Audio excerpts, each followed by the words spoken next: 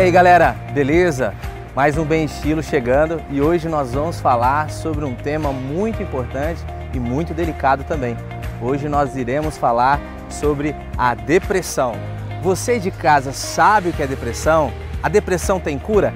Qual que é o tratamento? Hoje nós vamos falar com o Dr. Uraraí Barroso e nós vamos esclarecer todas as dúvidas relacionadas à depressão. Será que o pessoal na rua sabe o que é depressão? Vamos conferir? Na sua opinião, o que é depressão? Depressão é uma doença que quando a pessoa se sente muito para baixo, ela acaba ficando, é muito difícil sair. A depressão é uma coisa que muitas pessoas falam que é frescura, essas coisas, mas não é uma coisa grave. Faz 4 anos que eu faço tratamento psiquiatra por causa que eu fui afastado do meu serviço, a psiquiatria, porque eu tive uma perca grande na minha família. Eu, graças a Deus, várias vezes, mas tive motivos, mas não entrei. Tem que ter Deus muito forte no coração. Eu acho que o mundo inteiro tem depressão, não só o Brasil. Nós também temos. Eu sou estrangeiro, sou holandês. Nós temos 17 milhões de habitantes e outros 2, 3 milhões têm depressão, entendeu? Por causa de crises, acabou o relacionamento. Olha, depressão eu não vou saber te responder, porque eu nunca tive depressão. Depressão é falta de serviço e só põe bobeira na mente.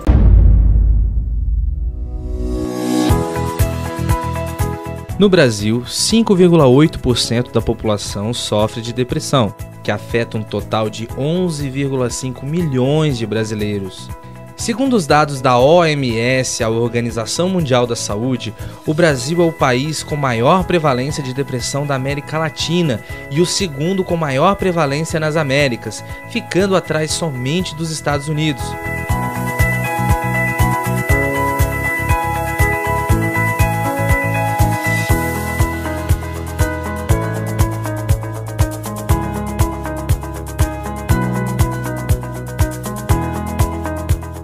E aí galera, estamos aqui com o Dr. Uraraí, ele é psiquiatra e ele vai falar um pouquinho sobre depressão e também sobre a felicidade. Doutor, tudo bem? Olá, tudo ótimo.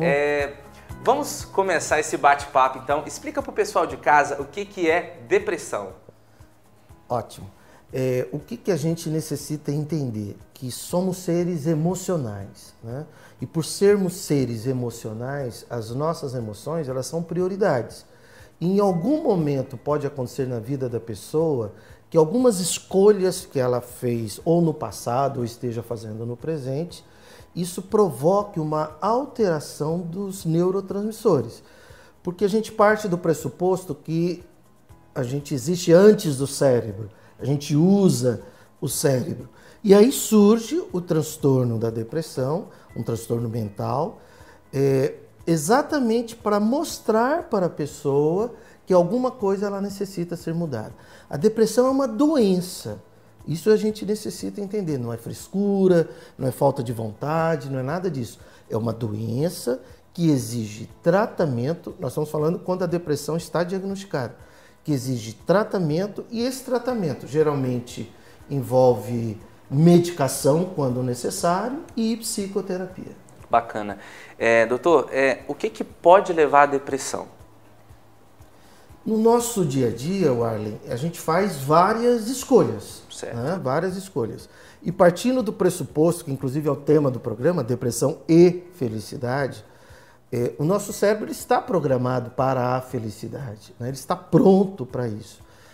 E o que pode acontecer? Que nessas escolhas, a pessoa acaba tendo uma sequência de escolhas infelizes de forma crônica. E essas escolhas infelizes de forma crônica, diante de algumas situações, faz com que ocorra um aumento da recaptação dos neurotransmissores. E esse aumento da recaptação, quando ele está acima da produção de neurotransmissores, gera a depressão. Quais são as causas mais comuns lidando com essa questão de escolhas? A primeira é com relação a perdas. São poucas pessoas que têm habilidade emocional para lidar com perdas. Então a gente tem perdas, frustrações, conflitos, adversidades, contrariedades e estresse. Esses são os 6 fatores que a gente passa no dia a dia que à medida que a pessoa vai lidando de uma forma feliz ou infeliz através das escolhas, isso pode gerar uma depressão. Certo. Doutor, o fator genético, ele é um agente causador de depressão ou não está ligado, está relacionado? É interessante isso porque antes se dava um valor maior ao fator genético. Sim. Hoje as pesquisas estão comprovando que, primeiro, né, hoje a ciência já fala em epigenética. O que é epigenética? São fatores externos que interferem junto à pessoa, junto à questão genética, e que não representam necessariamente uma hereditariedade. Então, sim, existe o componente hereditário, né, que pela estatística está diminuindo. Antigamente nós dávamos uma força maior para essa questão da hereditariedade. Hoje nós continuamos entendendo que isso existe, mas num grau menor e aumentando a questão da epigenética, quer dizer, entendendo o quanto que o meio externo está interferindo na condição genética da pessoa. Doutor, eu tenho uma outra pergunta. Os traumas de infância, eles podem interferir, podem levar à depressão? Os traumas, bom, quando a gente fala trauma, já significa que houve ali uma agressão emocional. Se a gente partir da seguinte avaliação, né? Coisas que aconteceram na infância, coisas ruins, coisas tristes, acontecimentos ruins, depende muito da imunidade emocional. Porque às vezes o mesmo acontecimento que naquela família, junto a dois irmãos, né? Às vezes aquele acontecimento para uma criança gerou um trauma, para outra não. Às vezes é comum os pais falarem, mas por que um teve trauma e outro não? Porque a imunidade emocional das pessoas são diferentes, inclusive das crianças são diferentes. Esse trauma já significa o quê? Que ali houve uma falta de habilidade em lidar com aquela situação. Aquilo gerou um sofrimento emocional intenso e contínuo. Aí a gente tem um trauma. Esse trauma, se depois, na adolescência, mesmo no período da juventude, depois da maturidade, às vezes a pessoa resolve essa situação por si só. Às vezes ela não resolve. Esse trauma contínuo pode gerar uma depressão. Quais são, doutor, explica para o pessoal de casa, quais são os sintomas clássicos da depressão? Quando a pessoa sabe que tem depressão, ou é a família geralmente que descobre a depressão, ela tem que avisar a pessoa? Como que é? Como que começa tudo ali? Isso é muito interessante para as pessoas entenderem de novo, né, que depressão não é fraqueza, não é falta de vontade. Não estamos falando de baixo astral, né, que aquele dia que aquela pessoa acordou ali... Aquela tristeza rotineira, né? Isso, tal, não é disso. Nós estamos falando de uma doença. Certo. Né? E para que a gente possa dizer você tem uma depressão, um transtorno mental ali, de depressão, de humor, nós temos alguns critérios. São 10 a 15 sinais e sintomas que, se alguns persistem por 2 semanas, no mínimo 2 semanas, nesse caso específico a gente tem um diagnóstico de depressão. Pode acontecer um aumento do sono, né? Ou uma perda do sono, um aumento do apetite, ou uma perda do apetite, uma irritabilidade fácil, ou uma perda, né? A pessoa fica praticamente ali apática. Agora, existe um sinal que é bem característico, que quando isso acontece, significa o quê? Tem depressão, que a gente chama de anedonia. O que é anedonia? A perda do prazer para aquilo que antes gerava prazer. Então, exemplo, a pessoa gostava de assistir filmes, né? Gostava de assistir séries. De repente, ela não quer mais fazer aquilo. Opa, isso é um sinal bem forte. E é um sinal quase que característico de depressão, que é a anedonia. Astenia, perda de energia, que também é uma coisa muito comum na depressão. Não é cansaço, é uma perda de energia. Às vezes, Warley, a gente lida, né, no consultório, aqui no consultório, tudo. Então vem um casal e a esposa está ali com sinais de depressão. E o marido fala, isso é falta de ter o que fazer, falta de vontade. Então é comum eu virar para o marido e dizer assim, falei, imagine você ficar 3 dias sem dormir, nem de dia, nem de noite, e no 4º dia a pessoa te convida para, vamos jogar uma bola, vamos andar de bicicleta. Quer dizer, imagine, durante 4 dias, né, no 4º dia, você sem dormir. Então você vai ficar sem energia nenhuma. Esse é o quadro de uma pessoa com depressão. Então não é falta de vontade, não é falta de força de vontade, não é fraqueza. É um processo interno de perda de energia. Bacana. E, doutor, as pessoas ao redor, muitas das vezes elas conhecem pessoas que apresentam esses sintomas, mas elas não sabem como abordar essas pessoas sem ofendê-las. Tem uma maneira correta de abordar essa pessoa e dizer para ela que ela precisa procurar um profissional? A maior violência que uma pessoa faz quando ela está conversando com alguém que está com depressão é quando ela começa a dizer algo do tipo assim, eu já passei por isso também, vai fazer tal coisa, vamos sair, vamos assistir um filme. Isso é uma violência, porque a pessoa está num estado de perda de energia, né? Ela está num estado de perda de prazer, ela não está fazendo aquilo, ela não está deixando de fazer porque ela quer, ela não consegue. Então, primeira coisa, ouvir, ouça. Segundo, não fique apresentando soluções fáceis. Quer ver uma coisa horrível? Isso é falta de Deus na sua vida. O que é isso? Tem nada a ver com isso.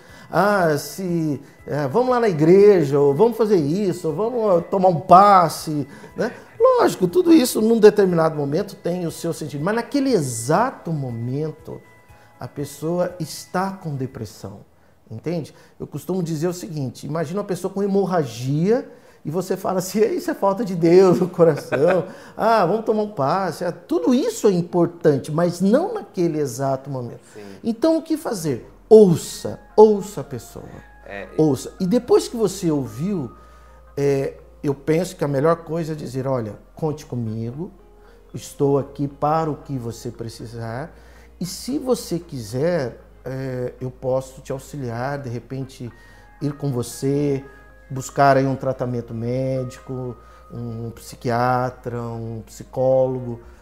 Isso que a pessoa necessita nesse exato momento. Deixar bem claro para as pessoas de casa, depressão não é demônio, depressão é doença. Tá?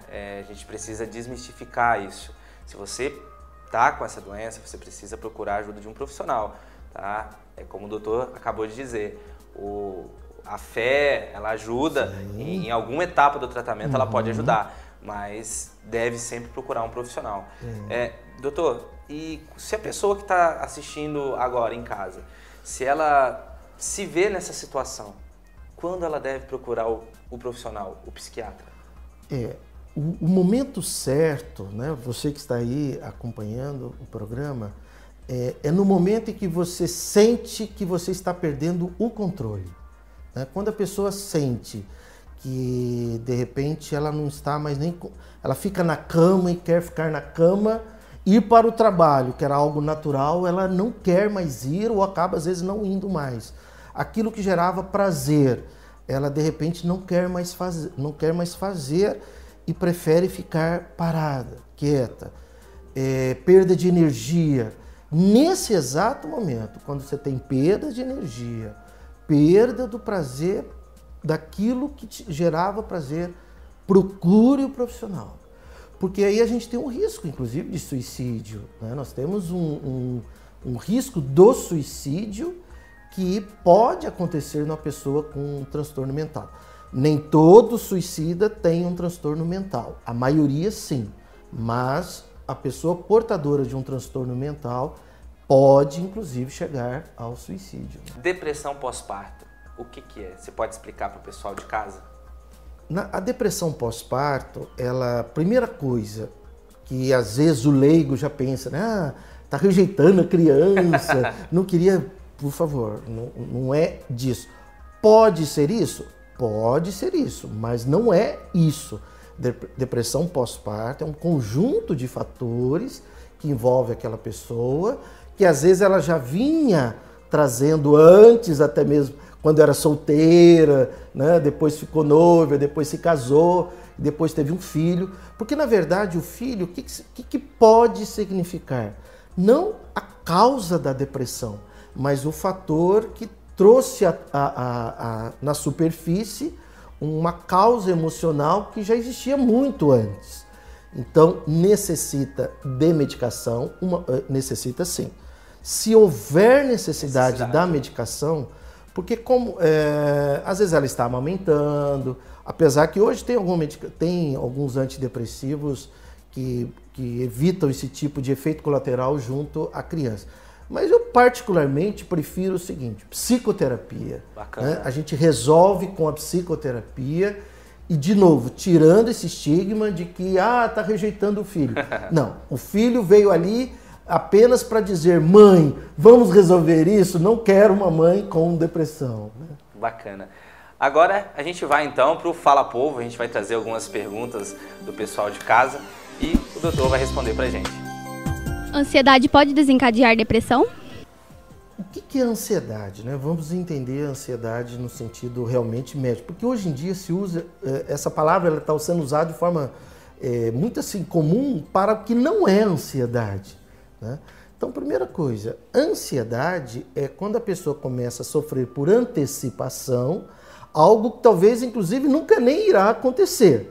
Então, ela começa a imaginar na mente dela, de uma forma negativa, uma determinada situação. O cérebro sempre está no presente, então, para o cérebro, não é algo que está lá no futuro. A mente, que é a pessoa, tem essa diferença, mas o cérebro não tem. Então, se ele imagina que algo de ruim pode acontecer no futuro, o cérebro já reage de forma negativa. Negativa, sim, de forma a fazer com que a pessoa tome as providências. Às vezes, ele até dá um alerta de perigo. E aí que a pessoa, e se isso é de uma forma contínua, dispara um transtorno da ansiedade que aí já necessita de um tratamento específico. E ela pode desencadear a depressão, como também ao contrário. Tanto que a gente tem depressão ansiosa, então elas podem, a ansiedade pode ser o que a gente chama de comorbidade da depressão, né? E em termos emocionais, talvez até se fosse fazer essa pergunta, quer dizer, qual é o contrário de ansiedade? Tranquilidade.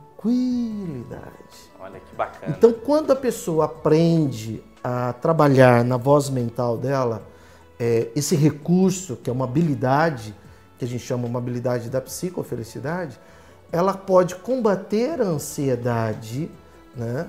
Lógico que a gente teria que avaliar quais são as causas disso. Será que ela vive um momento de muita pressão?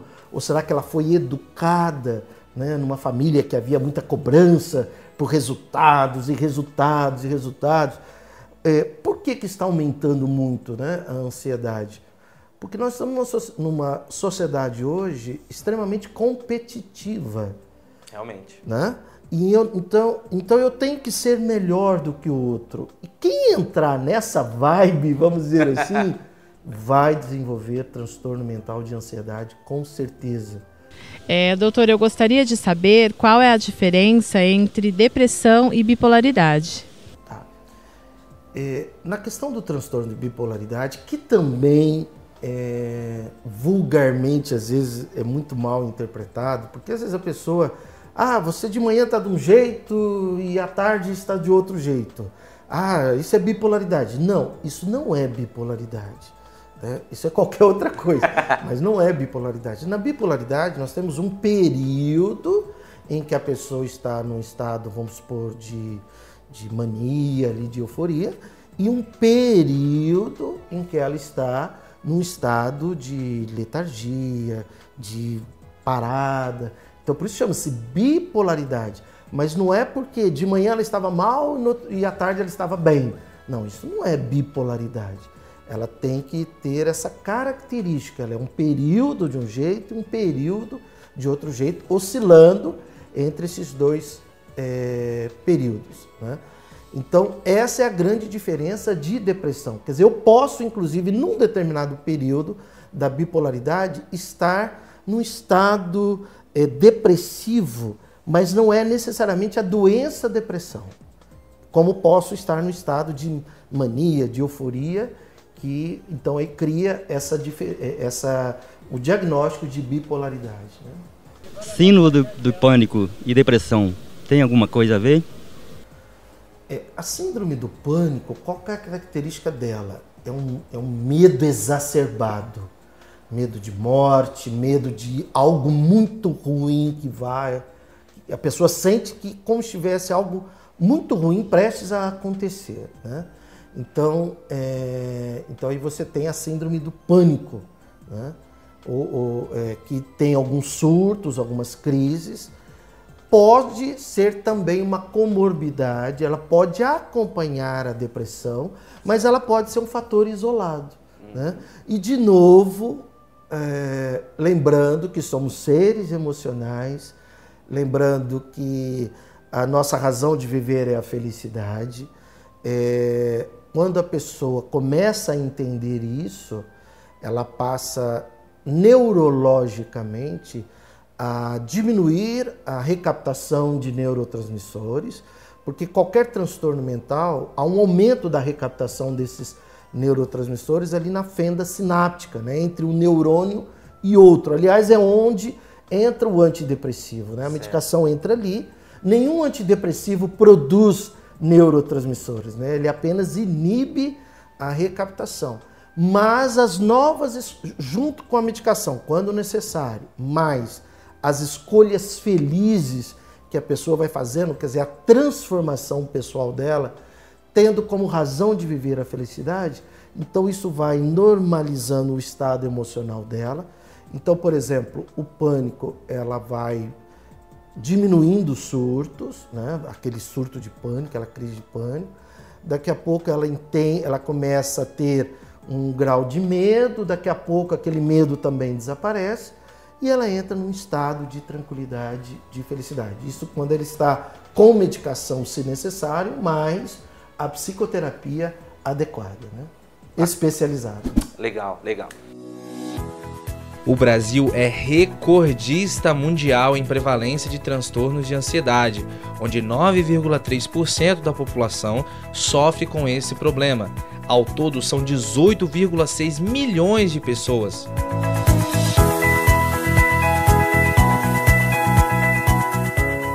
Doutor, existe algum exame para diagnosticar a depressão? De uma forma geral, de uma forma objetiva, não existe um exame que qualquer profissional olharia, né, e chegaria à mesma conclusão. Isso não existe. Não existe tomografia, não existe ressonância, não existe PET scan, não existe exame laboratorial de sangue, não existe nada disso.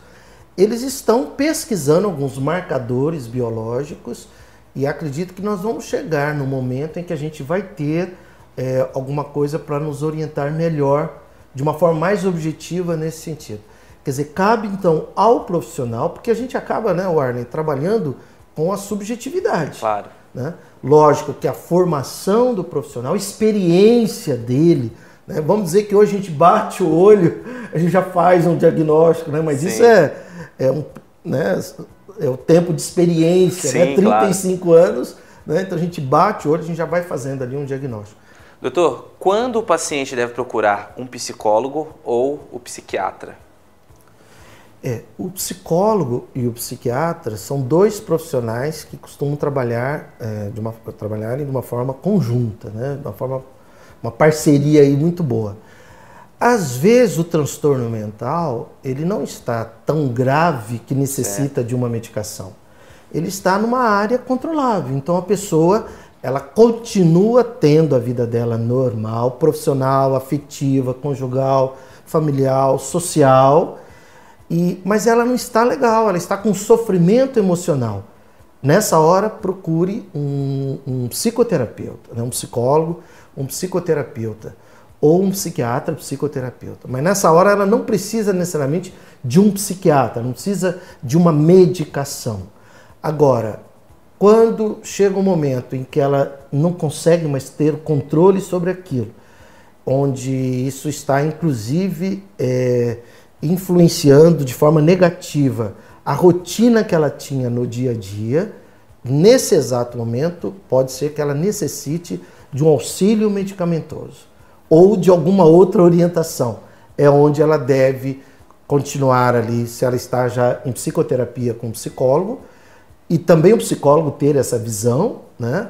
Poxa, olha, essa dificuldade que você está tendo diante dessa situação, acredito que pode ter um transtorno mental aí, que talvez necessite de uma medicação, então vou te encaminhar para um psiquiatra para que ele faça essa avaliação mais técnica, né? Mais especializada. Ai, que bacana, né? Às vezes as pessoas em casa têm essa dúvida mesmo, né? Bem legal. Depressão, tem cura? Essa pergunta é fundamental, né? Porque, veja só, a gente não fala em cura porque não é uma doença física, né? Não é um problema que você teve ali, um problema nas mãos e pronto, aí curou, a gente olha, está curado e tal. Então a gente fala em controle, certo, né? A gente fala em controle. Chega um momento na vida da pessoa que, com medicação se necessário, com psicoterapia especializada e com uma série de novas escolhas que ela faz, quer dizer, ela muda o padrão dela, né, de escolhas infelizes para escolhas felizes, então ela começa a perceber que ela passa a ter um controle sobre essas escolhas. Então ela entende que agora o emocional está no domínio dela. Certo. Ela não é mais refém de alguns estados emocionais, ela é dona dos estados emocionais. Nesse exato momento ela está no autocontrole. Inclusive, viu, o Arlen, tem uma questão aí da automedicação, né? A gente mora num país onde a falta de educação, né, de informação é muito grande e então o resultado, você vê, a gente tem muita propaganda de medicação, coisa que na Europa isso já é proibido faz muito tempo. E qualquer propaganda de medicação induz a automedicação. Claro. Olha que dado assim, que é uma tragédia. No Brasil morrem por ano 20 mil pessoas por automedicação. É quase uma guerra do Vietnã por ano. É um número gigantesco. Isso é um absurdo. Isso é um absurdo. E aí o que a gente ouve, né? Eu tô tomando um antidepressivo já faz 5 anos.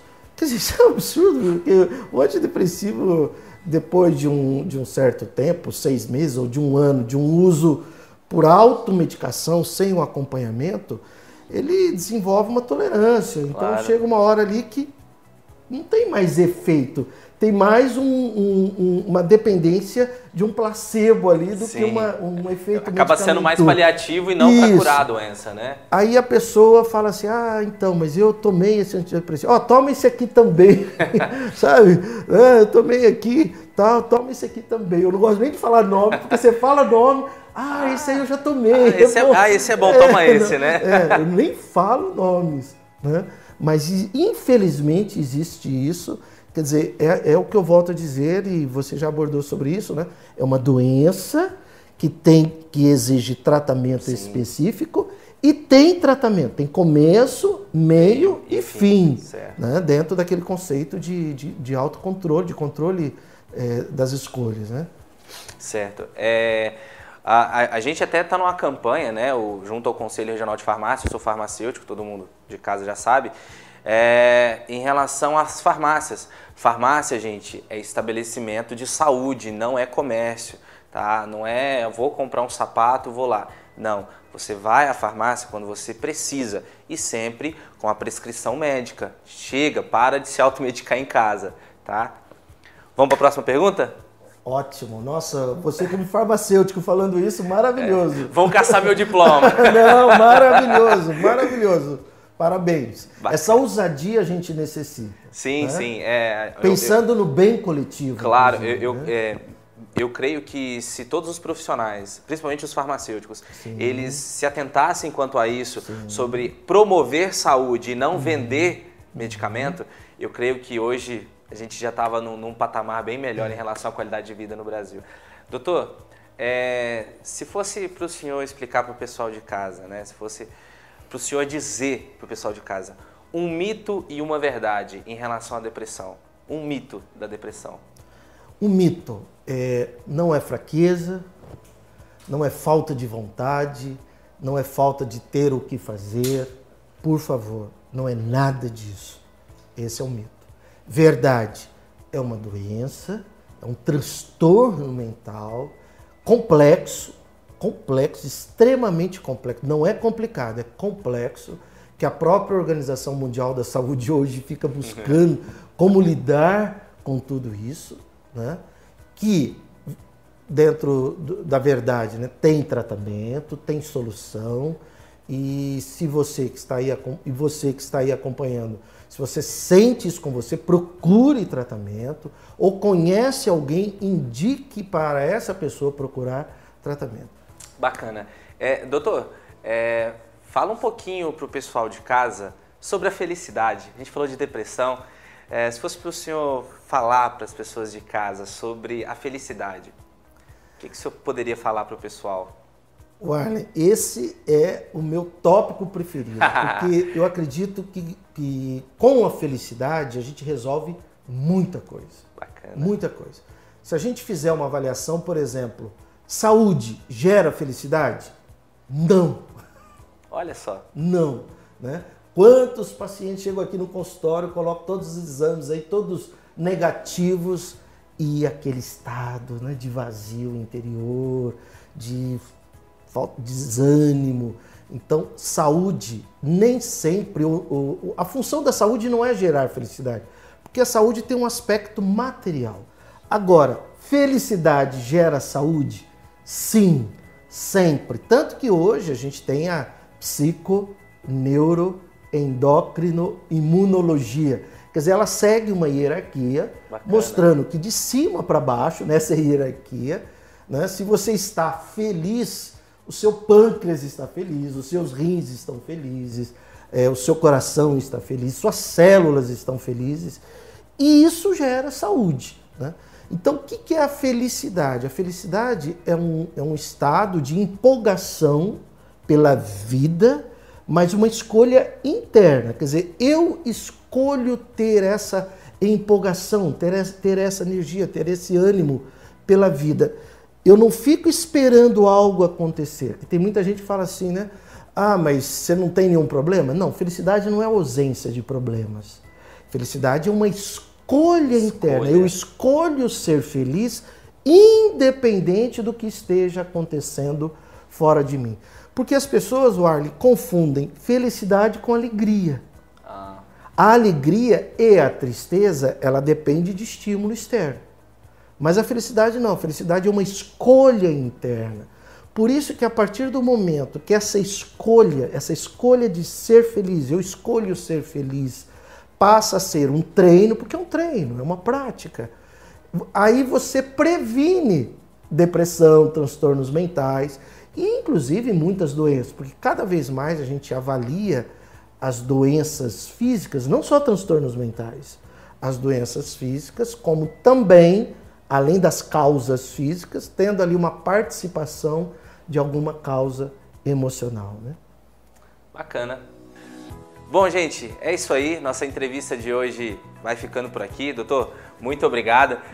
Eu fiquei até um tanto quanto emocionado em alguns momentos, porque são coisas do nosso dia a dia. Nós vivemos numa correria tão grande, né? Numa vida tão atribulada, que às vezes a gente não para ouvir, né? E às vezes ser ouvido também. Né? Então, você de casa, se você está passando por algum problema parecido com esse, procure um profissional, procure o doutor, né?